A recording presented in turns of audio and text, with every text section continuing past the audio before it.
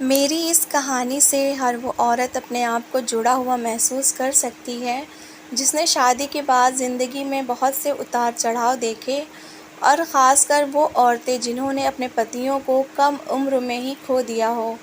अकेली औरत का माँ और बाप दोनों बनकर बच्चों को पालना कितना मुश्किल होता है, ये बात बस वही औरत समझ सकती है जिसने ज़िंदगी में ये मेहनत की हो। मेरी इस कहानी को सुनने के बाद आपको पता चलेगा कि जिसके सर पर पति का साया ना हो, ज़िंदगी उस पर कितनी तंग पड़ जाती है। हमारा समाज विधवा औरत और यतीम बच्चों को जीने का हक नहीं देता, और मुझे और मेरे बेटे से भी ये हक छीन लिया गया था। मेरा नाम सुलोचना है। मेरा शुमार उन औरतों में होता है जो शादी के बस कुछ महीने ही खुशियों भरी ज़िंदगी गुजारते और फिर तरह तरह के रोग उनकी किस्मत बन जाते। मेरे पति राजेंद्र ने मुझसे अपनी मोहब्बत से शादी की थी। उनके घरवाले इस रिश्ते पर बिल्कुल भी तैयार ना थे, क्योंकि मैं गरीब घराने से थी और यही मेरा गुनाह था। मेरे पति ने घरवालों से लड़कर न सिर्फ मुझे अपनी ज़िंदगी का हिस्सा बनाया, बल्कि अपने घर में भी इज़्ज़त दिलाने की भरपूर कोशिश की। जब तक मेरे पति घर पर होते तो उनकी माँ मेरे साथ शक्कर से भी ज़्यादा मीठी होती, और जैसे ही वो घर से बाहर जाते, मेरी सास अपनी कड़वी ज़ुबान से मेरी ज़िंदगी में जहर घोलने लगती। शादी के पहले ही महीने में मैं उम्मीद से हो गई थी, तो मेरी सास ने तरह तरह की बातें बनाना शुरू कर दी कि मैं तो पहले से ही प्रेग्नेंट थी, मेरा चाल चलन ख़राब था। मैंने उनके मासूम बेटे को अपने जाल में फंसाया था ताकि जल्द से जल्द उससे शादी करके अपने आंचल के धब्बे को छुपा सकूं। और पता नहीं क्या क्या वो कुछ मेरे चरित्र के बारे में कहती चली गईं, जबकि इस बात में कोई सच्चाई नहीं थी। मेरी कोख में जो बच्चा था वो मेरे पति का ही था, लेकिन मेरी सास ने हमारे सारे समाज के आगे ऐसे इल्ज़ाम मुझ पर लगाए थे कि मैंने कानों पर हाथ रख लिए थे। मेरे पति किसी कारोबारी काम से दूसरे शहर गए हुए थे और उन्हें मेरी प्रेगनेंसी की खबर नहीं थी। मैंने सोचा था कि जब वो लौट कर आएंगे तभी मैं उन्हें ये खबर सुनाऊंगी और फिर वो ही अपनी माँ को बताएंगे कि ये बच्चा उनका है, लेकिन किस्मत ने ऐसी नौबत ही नहीं आने दी थी और मेरे पति लौट कर नहीं आए थे, बल्कि उनकी अर्थी घर लौटी थी। घर में कोहराम सा मच गया था। मुझे तो अपनी आंखों पर यकीन ही नहीं आ रहा था, और फिर अचानक ही मेरी सास ने मुझे बालों से पकड़कर पीटना शुरू कर दिया। ना जाने वो मेरे बारे में क्या क्या मोहल्ले वालों को बता रही थी, और मैं आंखें फाड़े अपनी सास को देख रही थी। वहाँ मौजूद लोगों ने बड़ी मुश्किल से मुझे मेरी सास के चुंगल से बचाया। तो मेरी सास रोते हुए कहने लगी कि मेरे बेटे को पता चल गया था कि उसकी पत्नी किसी और के बच्चे की माँ बनने वाली है, और इसीलिए वो बेचारा इस दुनिया से चला गया। ये सब इसकी वजह से हुआ है। इसकी मनहूसियत ने मेरे बेटे को मार डाला है। मुझे तो अपने कानों पर यकीन नहीं आ रहा था। मेरी सास झूठ पर झूठ बोल रही थी और वहाँ मौजूद लोग कानों को हाथ लगाए मुझे ऐसे देख रहे थे जैसे वाकई ही मैंने कोई पाप कर दिया हो। मुझे तो चुप लग गई थी। मैं अपने लिए एक शब्द भी ना कह सकी थी, और मेरी खामोशी ने मेरे आंचल को पूरी तरह दागदार कर दिया था। मेरे पति की अर्थी भी ना उठी थी और मुझे घर से बाहर निकाल दिया गया था। मुझे होश आया और मैं चीखने चिल्लाना शुरू किया तो लोगों ने मेरे बारे में बातें बनाना शुरू कर दी। मेरे आंचल में सिवाय कांटों के और कुछ भी नहीं बचा था। मैं ससुराल से बेसहारा होकर अपने घर पहुंची तो मेरी भाभी ने वहां भी मुझे टिकने नहीं दिया।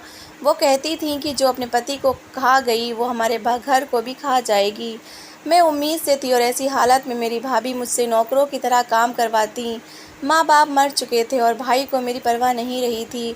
और फिर जब भाभी का जुल्म बढ़ गया तो मैं अपने कपड़ों की पोटली उठाए अपने घर को भी छोड़कर चली गई। मेरे हाथ में कुछ भी नहीं था। मैं खाली दामन थी। कुछ समझ नहीं आ रहा था कि कहाँ जाऊंगी, किससे मदद मांगूं। भगवान ने मुझ पर रहम खाया और मुझे रास्ते में अपने पति के अच्छे दोस्त शशिकांत जी मिल गए थे। मेरी हालत देखकर उन्हें मुझ पर तरस आ गया और उन्होंने मुझे अपनी गाड़ी में बिठाया और अपने घर ले जाकर सर्वेंट क्वार्टर में जगह दी थी। वहीं से मेरी ज़िंदगी का नया सफ़र शुरू हो गया और मैं उनके बंगले की नौकरानी बन गई। मेरे लिए तो यही बहुत था कि मुझे इज़्ज़त से सर छुपाने की जगह मिल गई थी। और पूरे 9 महीने बाद मैंने खूबसूरत से बेटे को जन्म दिया था। मेरा बेटा सुमित गोद में आया तो मुझे जीने का नया मकसद मिल गया। और उस दिन के बाद मैंने ऐसी मेहनत शुरू की कि धीरे धीरे हमारे दिन फिरने लगे और मैंने अपने लिए एक छोटा सा कच्चा मकान ख़रीद लिया।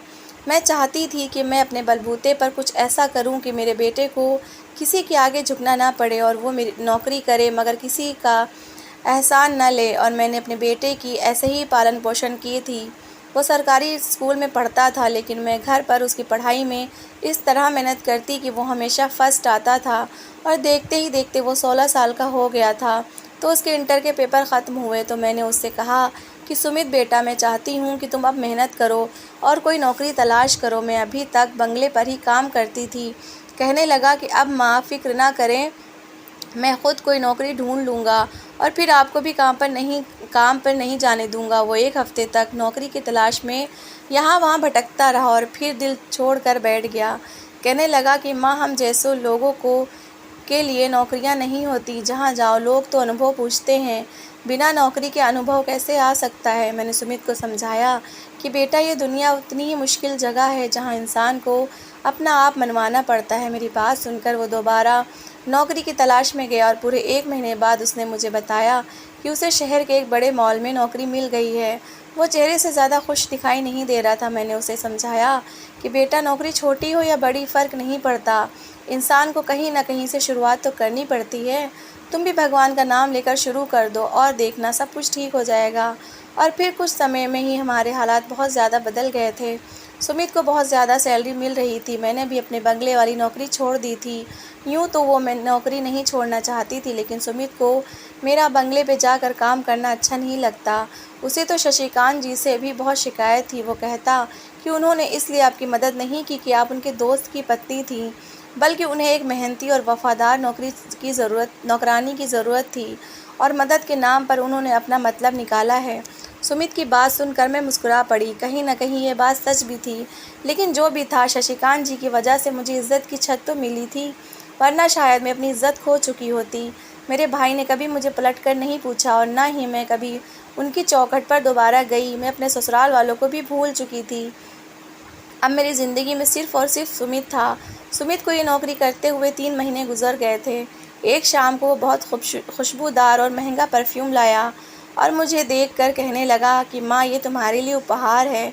उस परफ्यूम की शीशी बता रही थी कि वो कोई बहुत ही महंगा परफ्यूम था, इसलिए मैंने बड़ी सावधानी से अपने हाथों में पकड़ा और कहा कि सुमित, ये तुम कहाँ से लाए हो? इसकी क्या ज़रूरत थी? सुमित ने मुस्कुरा कर मेरी तरफ देखा और कहने लगा, माँ, आपने अपनी पूरी ज़िंदगी बगैर खुशबू के गुजार दी है। मैं चाहता हूँ कि अब तुम भी खुश रहो, इसलिए मैं उपहार में तुम्हारे लिए खुशबू लेकर आया हूँ। हर रात इस परफ्यूम को लगाकर सोना, तुम्हें बहुत ही अच्छी नींद आएगी और मुझे भी खुशी होगी। सुमित की बात सुनकर मैं खुशी से झूम गई थी। मेरा बेटा इतना बड़ा हो गया था कि मेरी खुशियों की परवाह करने लग गया था। मेरी आंखों में आंसू आ गए थे, क्योंकि मैं ऐसी औरत थी जिसने अकेले अपने बेटे को बड़ा किया था और अब अपना बेटा ज़िंदगी में किसी काबिल हो रहा था तो ये खुशी संभाले ना संभल रही थी मुझसे। मैंने उसका माथा चूमा और वो परफ्यूम संभाल कर रख लिया।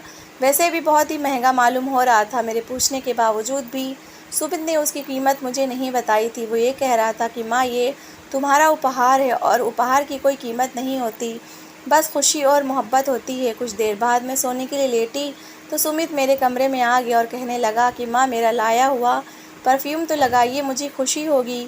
बेटे की खुशी देखकर मैंने जल्दी से परफ्यूम लिया और अपने ऊपर स्प्रे कर लिया। सुमित का चेहरा खुशी से चमक उठा और मुझे शुभ रात्रि कहकर वो कमरे से निकल गया था। मुझे ऐसी नींद आई थी कि सुबह ही मेरी आँख खुली थी, लेकिन ये देखकर मेरी जान निकल गई कि मेरे एक नए सफ़ेद रंग के कुर्ते पर बड़े बड़े कालिक के धब्बे आ चुके थे। तो मैंने हर तरह से चेक किया, लेकिन पता नहीं वो धब्बे कैसे लग गए थे। मैंने जल्दी से उस सूट को धोकर डाल दिया, लेकिन उसके बावजूद भी वो धब्बे नहीं हटे। सुमित को 10 बजे मॉल में जाना था, तो वो 9 बजे के करीब अपने कमरे से तैयार होकर निकला। मैं आंगन में ही परेशान बैठी थी। वो मुझे देखकर मेरे पास आ गया और कहने लगा, माँ, क्या हो गया है? मैंने उसे बताया कि पता नहीं कैसे मेरे कपड़ों पर कालिक लगी है। तो वो कुछ हैरान होकर कहने लगा कि इसमें इतनी परेशानी की क्या बात है, मैं आपको नए कपड़े बना दूंगा। मैं उदासी से मुस्कुराई और कहा कि बेटा, बात उन कपड़ों की नहीं है, बात यह है कि अच्छा खासा नया सूट ख़राब हो गया। इंसान बहुत मेहनत से कमाता है, इस तरह चीज़ों का ख़राब होना मुझसे बर्दाश्त नहीं होता। मेरी बात सुनकर वो हंस पड़ा और कहने लगा, हाँ माँ, आप भी ना छोटी छोटी बातों पर दुखी हो जाती हैं। मैं आपको नए कपड़े दिलवा दूंगा, आप मुझे नाश्ता दें। मैंने उसे नाश्ता करवाया और वो निकल गया। मैं सारा दिन यही सोचती रही कि मेरे कपड़ों पर ये कालिक के दाग कैसे लगे हैं। बहुत सोचने के बाद में मुझे कुछ समझ नहीं आ रहा था। शाम को मेरा बेटा घर आया तो फिर मेरे लिए एक और कीमती तोहफ़ा लेकर आया, मगर मैंने उसे डांटा और कहा कि ये इतने महंगे महंगे परफ्यूम लगाने की क्या ज़रूरत है भला।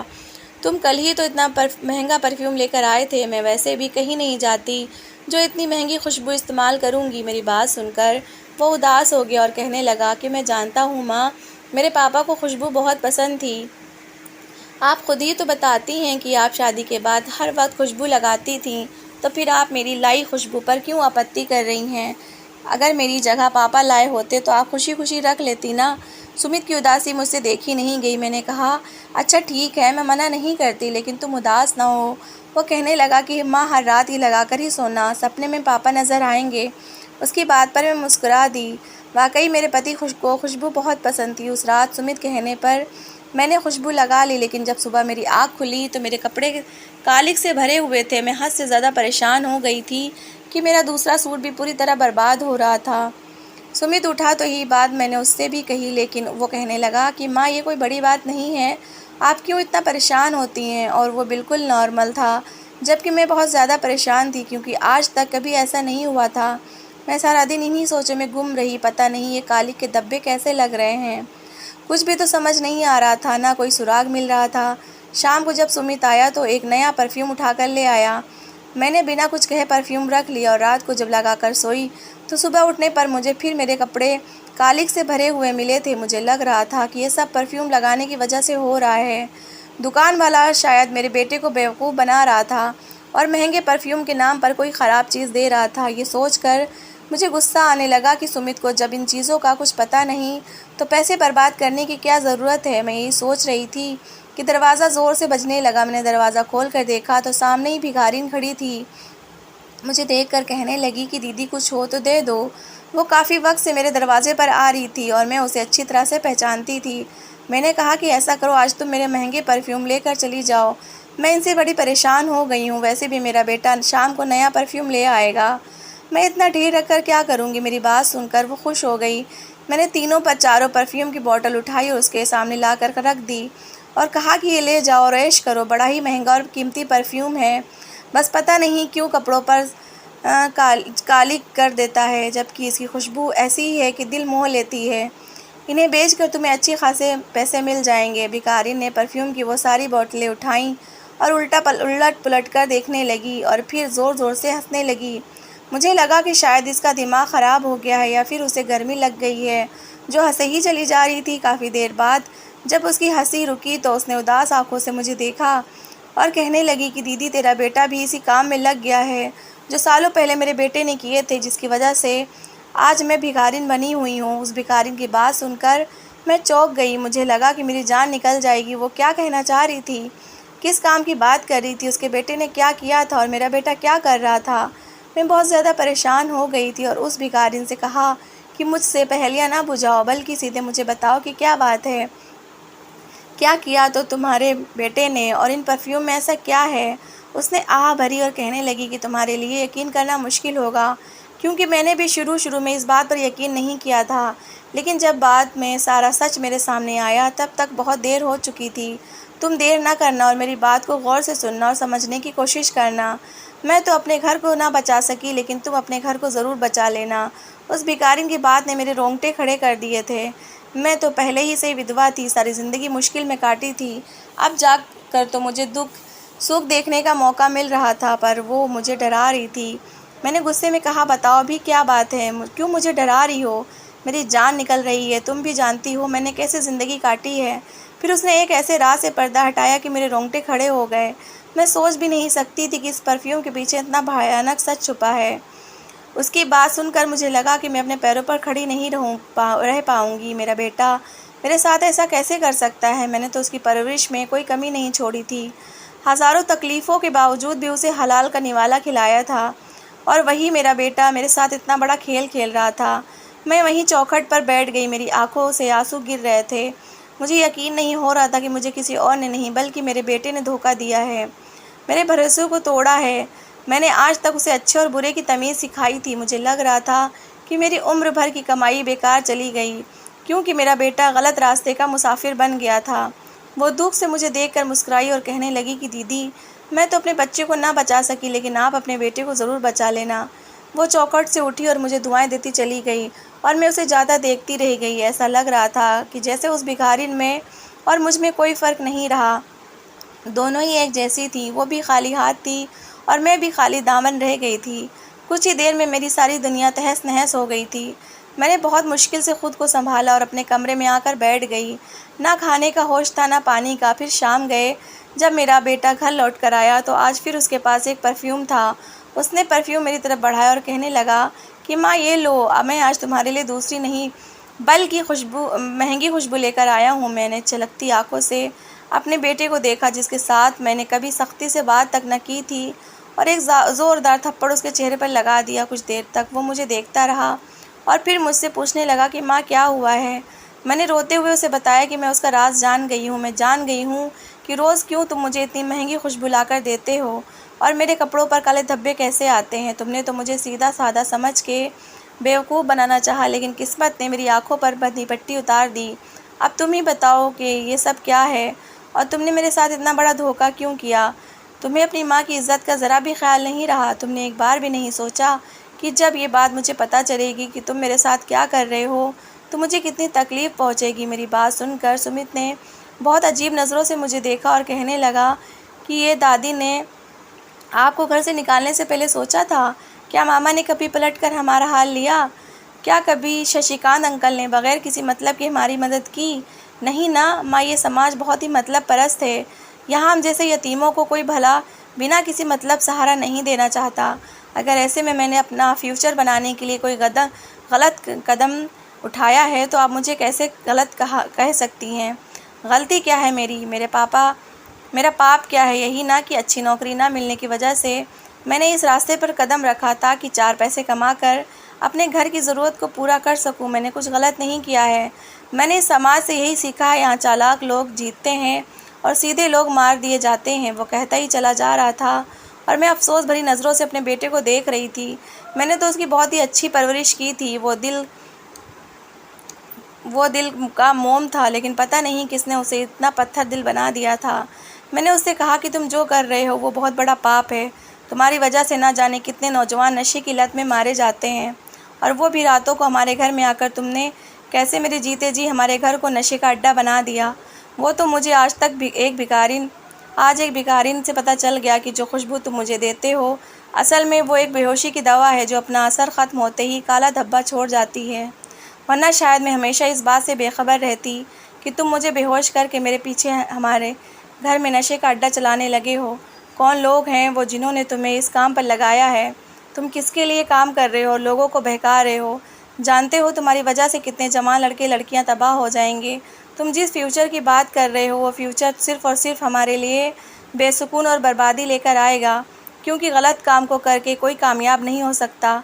सुमित सर झुकाए कहने लगा कि जिस मॉल में मुझे नौकरी मिली थी वहीं एक आदमी ने मुझे इस काम पर लगाया था और बदले में मुझे हज़ारों रुपये भी मिल रहे थे, जबकि मॉल में सारा दिन 12 घंटे शोरूम के आगे खड़े लोगों को सामान दिखाने के बदले में मुझे सिर्फ कुछ हज़ार मिलते थे। मुझे यही तरीका बहुत ही अच्छा लगा। शॉर्टकट जानकर मैंने ये काम शुरू किया और कामयाब भी हो गया। इस घर में सिर्फ आप ही थी, इसलिए मैंने आपको बेहोश करके लड़कियों को अपने घर लेकर आता था, और इस तरह पुलिस के पकड़े जाने का डर भी ना होता और मेरे अच्छे खासे पैसे भी बन जाते। मैंने उससे कहा कि अगर तुम्हें अपनी माँ से रत्ती बराबर भी मोहब्बत है तो तुम अभी पुलिस को सारा बयान दो और उस इंसान को गिरफ़्तार करवा दो जिसने ना जाने तुम्हारी उम्र के कितने बच्चों की ज़िंदगी तबाह की है। विधवा होकर मैंने बड़ी मुश्किल से तुम्हें पाला है और मैं ही जानती हूँ कि एक अकेली माँ के लिए औलाद पालना कितना मुश्किल होता है।